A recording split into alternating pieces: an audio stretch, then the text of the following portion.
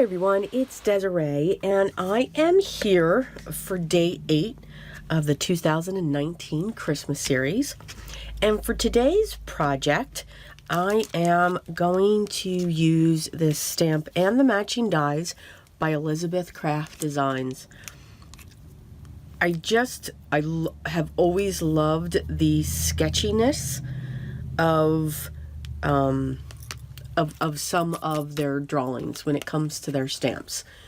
I like the freehand look that they have. And these are designed by Krista Schneider. So hopefully I said that right. So I'm going to focus in on this piece and I'm going to focus in on this one. And to color the image, I am going to use my Arteza Real Brush Pens, my watercolor pens. Okay, now I will be showing all of the coloring as I'm doing this. I will be using, along with this, some Bristol paper. I'm going to be stamping my images onto that, and again, I have the dies, so I'll be using that as well. And again, if you have something similar, pull them out and we can create while I'm gabbing, but I will switch over to a voiceover once I have all of my materials out here and telling you what I'm using. For my sentiment, I'm going to use this beautiful Merry Christmas from Simon Says Stamp. It is one of my staples. I just love the font. I love the size of it. You know, here's a standard A2 size card base. So if I put that, you know, even in the center, and then here you can see this die, I may not even be able to fit everything in this. So it's something that I'll have to look at as we're putting the card together. So I'm sure something will be changing there because I just pulled that out. So pull out your favorite watercolors or maybe your colored pencils or whatever. Find your image that you want to color as well, and let's get to it. Okay, everyone. So I'm switching over to a voice over right now, only because all the coloring, I wanted to keep it in. If I kept this at kept it as I was actually coloring this video would have been close to 2 hours. Because I was taking my time with it, even though I was using my Arteza Real Brush Pens, which I have grown a new love for, let me tell you what, just saying. I haven't used them in a while, and you know, when I started using them, I was starting to enjoy it. We are hysterical crafters, aren't we? Okay. So you can see I'm stamping my image. I'm using my Mini Misty to stamp these images. Now, again, like I said before, I love the Elizabeth Craft Design images for the sketches when they're just pen lines. And even though this greenery is set at a pen line, it's okay. We can still add color to it. So I'm going to zoom in, and you can see I have a little puddle of water put on my table. Don't need a cup or anything like that. And I'm starting out with my 2 shades of green, which are olive green and green tea. Now, the set that I'm using from Arteza is their 96 brush set. Now, you can also buy these markers somewhat individually. You can buy the individual colors, but you will get 4 of them, if I'm not mistaken. I could be wrong. I know they do that with the alcohol markers. So you know you'll never run out. Anyway, so I'm putting down my darker color, and I'm just following the lines of the stamped image, just to add that color.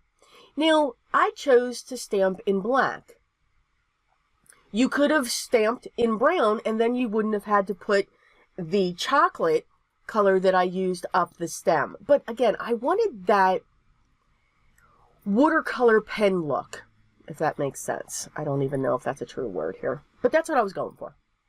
So same thing. Again, I'm showing you all of the coloring. I have really sped this, but I did want you to see all of the different areas that I went into. I'm cutting now away the greens that I had on the same piece of paper that I stamped my poinsettia on. So for my poinsettia, I am going to use Rouge Red, or excuse me, Rouge Pink and Currant Red. For my darkest shade, I am going to use Wine. This little bit of, for the center of the petals, I used Ginger. And again, I'm actually working these like I would my colored pencils or even my alcohol markers. I'm laying down a coat of the lightest color first, not going all the way to the edge because I want that white highlight. I want that lighter color to be the highlight. And then I'm coming in with my darker, and then I'm coming in with my water brush, taking away some of the water or picking up some of the water, and then blending that out. So by keeping the darker shade where I want my shadows, I'm able to pull that out and mix that through. Having the two colors, it kind of gives me that third shade. So now that my leaves are done, I'm going to do my petals. Now remember, when I stamped this, I did not emboss. So I don't have that barrier per se. Usually it is a lot easier. You have more control if you emboss your image, because then you have that little raised area so that your colors won't blend. You don't have to worry about being next to each of the areas that you're coloring. For this, I have to be very careful that I don't bleed into the next petal. And I don't realize this until I get out of this center line, row of flowers. Yeah. So, when you don't emboss and you're just stamping, and again, the ink that I did use was my Desiree K amalgam. I love the versatility of that ink. Alcohol, colored pencils, watercolors, all in one. Don't need to go crazy. So by placing down, I'm doing the same thing. You can see I'm putting a layer down of my pink, not going to the edge. Then I'm coming in with my mid-tone, actually. I'm blending all of that out with my watercolor brush. And then once I'm done all of these petals, then I'm going to go back in with the wine and make those centers even darker. You can see I was testing that on the other two. I wanted to see what that wine was going to do, or did I need to come in with a brown? Because using brown as your deepest tone with red sometimes really works, or blue, or purple. It depends upon that red that you're using. So here I am coming in with that wine, and as I'm blending it, I'm not going to the edge. I'm staying within that mid-tone so that I don't lose the brightness of my highlight. So now we're going to continue through the petals, and here's where it automatically helps me to not work on the petal next to each other. Because you don't want to do that. They will blend if you have a lot of water. Now, again, I'm choosing a watercolor brush. This is my Arteza watercolor brush. They have a really nice set that's available with lots of choices. But you can use, a small, just a little bit of water and a paintbrush. That's up to you. What I do like about the water brushes, and I use them with the watercolor markers, is the stiffness. I also like to use water brushes with my watercolor pencils. They're stiffer for me. The bristles are a lot stiffer. I also like to use a very fine tip because, again, it's even stiffer because the bristles are short. I love using brushes, and I'll do that when I use my watercolors, But brushes, even when they're synthetic, sorry about that, even when they're synthetic, they're soft. They don't have a true stiffness. And you don't want to use a hog brush. Okay, so you want to make sure that you have a synthetic type brush that you're using. Again, when it comes to the watercolor markers, watercolor pencils, I like that stiffness. It moves that pigment around. And for each of those, the pens or the pencils, I do enjoy using Bristol paper. My favorite is the Canson XL. That's the paper, whether it's the vellum or the smooth. To me, it doesn't matter. I see no difference. I'm sure there is, though. For me, working with it, I just don't see the difference. So, got this, back to the card. So I've got the center done. I've got the outside layer done. I haven't added in that wine yet to the outside layer. What's nice, the outside layer was separate. The petals were not next to each other. Once I had that done, though, I did just want to hit it with my Ranger heat tool. I do like to use my Ranger heat tool if I'm drying a page or an image. I'm not a fan of the Ranger heat tool to emboss. I don't think it's got that power to heat emboss. So I do like my Wagner. Now I will use the Wagner heat tool to dry things as well. That's only because I'm too lazy to go reach for my Ranger one. So let's be honest. But I just think the force at which that heat tool, the Wagner heat tool, comes out, I think that's sometimes why that you get this warping, because it's just so, it's awesome, it's hot, and there's a lot of air. Where the Ranger, you can see as I kept on drying that, and so sorry, I'm off to the left. I knew I was doing that. I'm so sorry. There we go. That's where I realized. Moved it back. The Ranger heat tool doesn't have that force of air. It's like a hair dryer. I will not say or recommend to use a hair dryer, but that's your choice. It does not warp. You can see I've used it on this piece, and I'll use it again. You'll actually see that. And it just didn't warp. It didn't bend. It didn't curl. So that's another reason why, especially when I'm doing this detail work, I don't want that warping. Because I want my colors to lay flat. If I have a puddle of water, I want that to be flat. I want to be able to move that so that it doesn't puddle in a certain area. So again, the light colors coming down, not to the edge of the flower. Then I'm putting in what I'm technically using as my middle shade, my mid-tone, bringing that out just a little bit more. I'm starting at the tip where it's white and coming down and just pulling a little bit of that color to get the tint. Here I am, I'm drying that again. And now I will come in with my darkest color. And I'm going to do this throughout each of the puddles. Puddles! Wow! Okay, petals. I was just talking about puddles. All right. So I'm only going into those fine creases coming up along that center line of the petal. I'm not using a lot. I'll use a little bit more in the center of the flower because again, the petals are closer.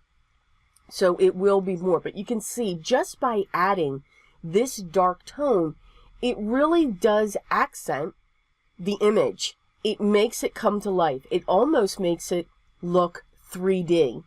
So that's why we do add the shading. Do you have to? No. You don't have to add the shading. If you just want to go with one color and blend it out differently, you can do that as well and get the same results. You can use one color and do multiple layers. You will get similar results. Again, your projects, your ideas. I'm hoping that I'm just giving you an idea or another way or technique to color an image. It can be any image that you have. It doesn't have to be this image. So keep that in mind. as we're doing that. I'm just going to heat set this again, and I'm just going to clean up my area just a little bit. I'm going to pull the dies in. Now, what I do love about the Elizabeth Craft dies is they are close to the image when you die cut them. They're not right on the line, but they are extremely close. So you don't have too much of the white border. So I'm going to die cut all of these pieces, and then I will just be back once they are all die cut. No need for you to watch me doing the die cut here. So now I have a panel, just a piece of white cardstock, and I'm playing with the placement. So I love all of these greens, and I love that poinsettia just sitting in the front. So now I'm pulling in my Simon Says stamp, Merry Christmas stamp. This has got to be my favorite holiday sentiment stamp. It's a nice size. It's beautiful. I love the font, the script, all the swirls that go around. It looks beautiful if you just stamp it. It looks beautiful if you emboss it. It's just one of those stamps where you're like, wow, I'm loving that. There's just a lot you can do with it. It looks great on its own, or it looks great if you put something around it. So that was a lot of gab over a sentiment stamp. I'm just saying. I'm going to use my mini Misty here, and I'm going to stamp my sentiment towards the top. I'm still going to use my Gina K amalgam ink. Now, I could come in with my VersaFine Black or another very strong black ink, but I use this to stamp my images. I don't want there to be competition. I want my flowers to be my focal point, but I do want the sentiment to stand out as well. So I just wanted to use the same ink. Plus, I do like the softer black when it comes to a sentiment sometimes. So again, I know I'm very different when it comes to certain things. I've cut a piece of green cardstock to be 4 1/4 by 5 1/2. My white panel is cut to 4 by 5 1/4. This is all inches. And now I'm going to use my double-sided foam squares, almost forgot that word there, to prop up my poinsettia. And now I'm going to use my liquid glue. I may tear off the ends of my greenery so that I can place it up underneath my floral image. I do like to use both. More so, though, I do like to use my liquid adhesive. Once I have all of these pieces set in place, I will bring in my long shears to trim up the edge or around the edges of this card design panel. Okay, so I'm going to turn off the voiceover, and then you will hear my actual voice again so that we can continue with the card and you can see all the close-ups. Okay, everyone, that is day 8. I figured that voiceover in the center while I was coloring this would have been a lot easier for everyone. I'd still be talking about it. Anyway. So, again, get out your favorite coloring medium and just color. It's very relaxing. And this actually only took me, I'm going to say that took me about 45 minutes to cover, including these and that whole piece. So I do hope you enjoy this. All the products that I used will be listed down below in the video description, as always. If you have any questions or comments, please leave those down below as well, and I'll get back to you as soon as I can. So again, we're at day 8. I hope you are enjoying this, and I thank you so much for stopping by and just taking this little bit, okay, a lot of time to watch the videos because I gab and they're long. So, sorry. But I really do appreciate it. If you're not already a subscriber, please make sure you hit that button, make sure you ring the bell, and make sure you hit the thumbs up. By ringing the bell, you'll know when the next video, like day 9, is ready for you to view. I hope everyone is having a great day, but always remember what's most important for me.